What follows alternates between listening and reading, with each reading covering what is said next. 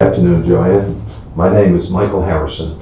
I am a member of the Forbes Colony Nominating Committee. First, I want to thank you for volunteering to participate in this process to become a community volunteer, which is needed to help our community thrive. Welcome to this candidate forum, where you will be offered an opportunity to share with the community your thoughts on issues that impact residents here in Forbes Colony and how you might participate in working these issues as a potential board member of the Forbes Colony Board of Directors. We have prepared several questions today for you to respond to so that our community has an opportunity to understand your perspective on key issues and how you might approach problem solving in making decisions as a board member. Because of the wide range of topics, we ask that you limit your responses to 2 minutes per question. We will give you a 30-second reminder when you approach the 2-minute time limit. Now, having said that, are we ready to begin? Yes. Okay. A major issue from the annual survey was the concept of Forbes Colony becoming more of a multi-age range community. Several voices have made comments about the lack of facilities, programming, and events for families with younger children. How do you see the Board of Directors acting to address this issue?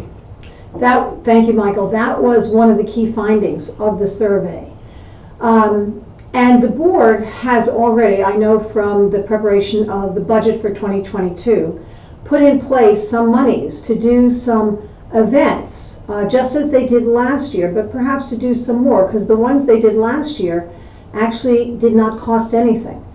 So there's now money in the budget for the board to do some events like the Music Fest and other family-oriented events. I think what the survey was saying was that the younger families are more interested in activities that cater to families. And so I think the Music Fest and other opportunities to bring people together, perhaps at Westbury Park, perhaps with music, games, other activities, would be helpful. I think we need to do, frankly, a focus group with our younger residents to find out what they really want and what would really meet their needs. They said in the survey that they'd like better facilities or different facilities, and there was some indication also that there were some amenities that were lacking. So the survey indicated that they're enthusiastic about a fitness facility.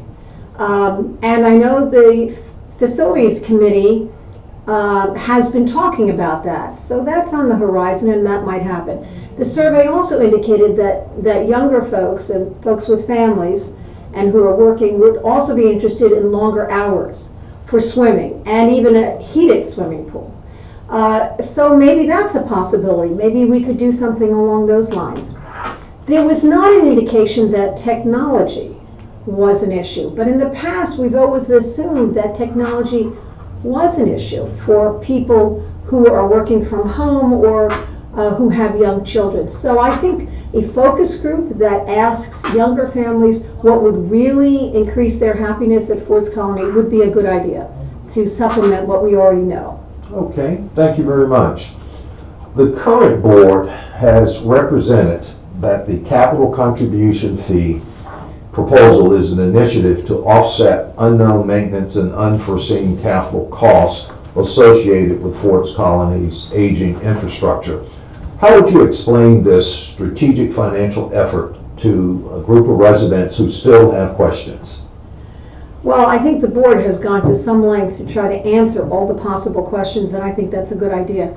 But what I would emphasize is that if 66% or 2/3 of the community supports the capital contribution fee, then we have the opportunity to have lower increases in our assessments. We won't really be able to decrease the assessment, but the increases will be smaller because the CCF will reduce the amount of CRRM, a lot of initials I know, capital repair and replacement model. It will reduce the slice of the budget that the CRM takes now. Right now, the current budget for 2022 has a $1.3 million in it for the repair and replacement, the CRM. The capital contribution fee will reduce that. And that will benefit all of us because it will mean that the increase in our assessments or our dues will be lower. Also, the fee is paid by the purchaser. It's a low fee, especially compared to what other gated communities are charging. Ours is only 1/2 of an annual assessment, so that's about $1,000.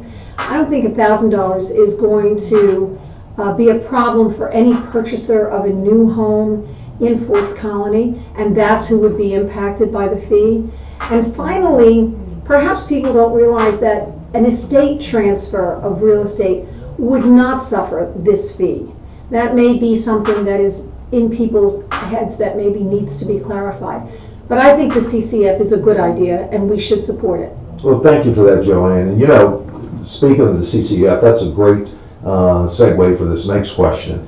Board membership requires significant skill and art of compromise to achieve collective decision making, which means effective listening, empathy, and flexibility. Can you describe, or better said, would you describe for us a particular experience you've had in being associated with a team of strong-willed individuals and how you interface to achieve consensus to solve a common problem? What an interesting question. So you want us to give an example from our previous, That's from correct. our past? Okay. Yes. As the president of 2 different public comprehensive universities for 14 years, I was always dealing with strong individuals. They're called faculty. And frankly, student leaders, who are also very strong individuals. That's how they became student leaders. So I'm used to the art of compromise. I'm also used to the art of listening. I think everybody's mother at one point or another told each one of us that there's a reason we have 1 mouth and 2 ears. We're supposed to spend twice as much time listening as we are speaking. And in truth, that is good advice. You really only understand the other person's point of view if you stop talking and really start listening closely. Then you can find perhaps where the compromises are and where the common areas are. So there were many examples in my previous life in which I, as the president of the university, had to share with the faculty some news that perhaps wasn't what they were hoping for, and we had to come to an understanding based on what was in the best interest of the university. And just speaking very briefly, budgets were a classic example of that, in which nobody wants a budget cut, nobody wants instructional lines in their department cut. But when you have to cut a budget, at some point, you may get to the point where you are reducing instructional lines and or faculty positions, for those who aren't familiar with that terminology, and sharing all the data. It's all about data for me. You need to see the data, you need to share the data. Once everybody sees the same information, it's a lot easier to come to common areas. It's when people don't know, or they think you're withholding, that I think people are most resistant to compromising. So sharing information, I think, is key, and sharing possible solutions. So here's 2 ideas. Do you have a third? And then talking through those different solutions, different ideas, and which ones will be easier for the community to accept and to adjust to, is the way I have dealt with these kinds of situations in the past. Okay, thank you very much for that. Since many of the candidates we are talking to have lived here in Ford's Colony for some length of time, what improvements, based on your experience living here, do you think are needed in our community? How interesting. I'm in that happy group.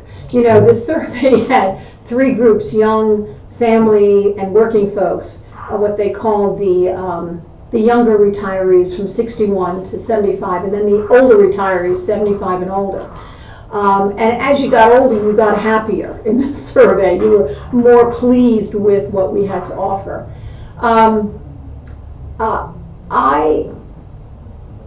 We have owned our home for 14 years. We have lived here for 7 years, full time. And I am very pleased with the amenities that are here. I agree with the idea of having the swimming pools open longer, for having a concession stand at the swimming pools, which was one of the ideas that was put forth in the comments of the survey. I think there's always going to be a desire for more playing fields, more pickleball courts, more tennis courts, more bocce playing areas. I also think, and this is something the Facilities Committee has discussed in the past, that there's perhaps a need for an expansion of the Westbury Park Pavilion, that place where people get together, and lots of clubs and organizations have their pizza parties or their potluck parties. That space is somewhat confining and it doesn't have great seating in it. I think an improvement of that facility would benefit everybody and not be a significant cost issue. So those are some of the ideas that come to mind. I think everybody will have something that they want, but I think it's more important to figure out what's going to serve the largest number of people, because everything costs money, and we're paying for it all. So we need to satisfy as many people as we can with what we do.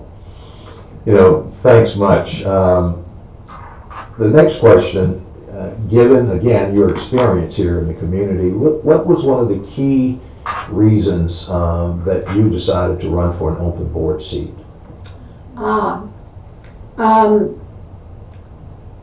I think it's because I have become so knowledgeable about how the HOA works as a result of serving on the Finance Committee for a couple of years and serving on strategic planning. I was motivated to put my name in the hat, so to speak, partly because I got really involved in understanding the budget as a result of running the budget process this past year. And also, I really came to understand how the pieces fit together, how the different, as it turns out, there's 13 standing committees, although 3 of them don't meet regularly, shall we say. So there's 10 committees that meet regularly. I really became much more knowledgeable about how each one of those committees played an important role in our experience, in what makes this a good place to live. So I think that's what motivated me, that and the realization that I don't think there's another community in this country that has, more than 100 volunteers staffing these 13 committees and a 7-member volunteer board of directors, and really a very small staff. I mean, the MA, or the management agent, is a very lean staff. We have about 70 employees. That's not a lot of people to manage what is $50 million worth of assets and 50 miles of roads. So I think it's important that people who have a good background step up. People who have an interest step up. Okay, thank you. What 3 priorities would you suggest as being the most important for the board of directors to focus on for the next year? Well, 2 come to mind right away, and maybe a third will as I talk. But the first 2 is the survey. I think we do an annual survey, and I'm not so sure we should do it every year, but that's obviously something for the Strategic Planning Committee to think about. But we have some information which shows that in this multi-generational community, the youngest folks are the least satisfied. Now, that said, everybody is very satisfied. There's a very high rate of approval. I think it's 94% or 92% of people are really pleased about living here, and a significant percentage of folks would recommend this to a friend, and all those numbers have gone up over last year, so that's good. But there's still some information in there about what we could do to make things even better, especially for the younger folks who live here. And I think we should pay attention to that. So that would be my first priority. The second priority has to do with all the potential real estate developments that are really going to impact Ford's Colony next year, this year, 2022. So we have construction in Westport B, so across from the Manchester Gate. There's the potential for Eagle Construction to build on 14 lots that it has, plus the James River Baptist Church owns property that it has the opportunity to build on. There's also multifamily dwellings, multifamily residential units that can be constructed off of the Ford's Colony Drive. And there's my third, all of those are part of the master plan, the Ford's Colony master plan. My last idea is there is the potential for us to partner with a continuous care retirement community that will be developed off of the Firestone Gate by Fry Properties. That's a little longer term horizon there, but that's a situation in which it's not part of our master plan. We don't own the property, but there might be some good opportunities for synergy between their community and Ford's Colony. So those are some of the priorities that come to mind that will probably impact the board. Oh, and then resolving the pickleball tennis issue will undoubtedly be on the agenda for 2022. You know, talking about those priorities, it makes one think about who does a lot of the work. Many of the Ford's Colony volunteer committees are having a genuine problem recruiting new members. How would you, as a member of the board, address this problem? That is a very difficult issue. And I think what we have done in the past, and I think frankly what we need to do in the future, is instead of just advertising, which is what we do now, we put an ad in the Talk of the Colony, we put it in the weekly what's happening in Ford's Colony messages.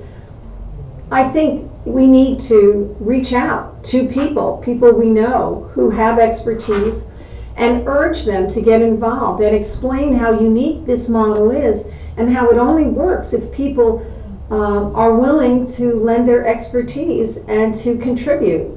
I think there are many people in this community who have extraordinary skill sets, but they don't think that they necessarily are needed. And I think we need to reach out personally to people and really press the flesh and try to recruit folks.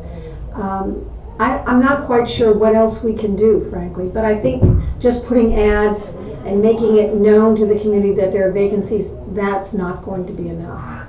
Okay, thank you.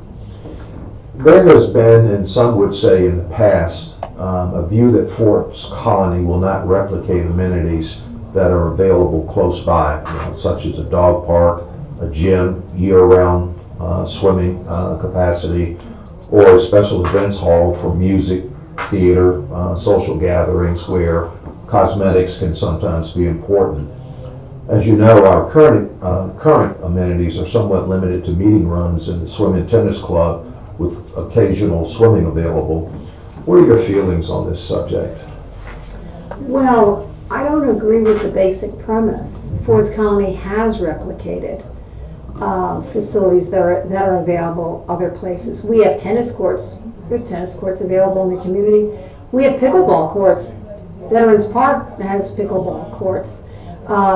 We have swimming pools that are here in Ford's Colony, and yes, there are community pools other places. So we have replicated.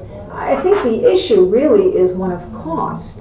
I know the Facilities Committee has done research on what it would cost to create a fitness facility.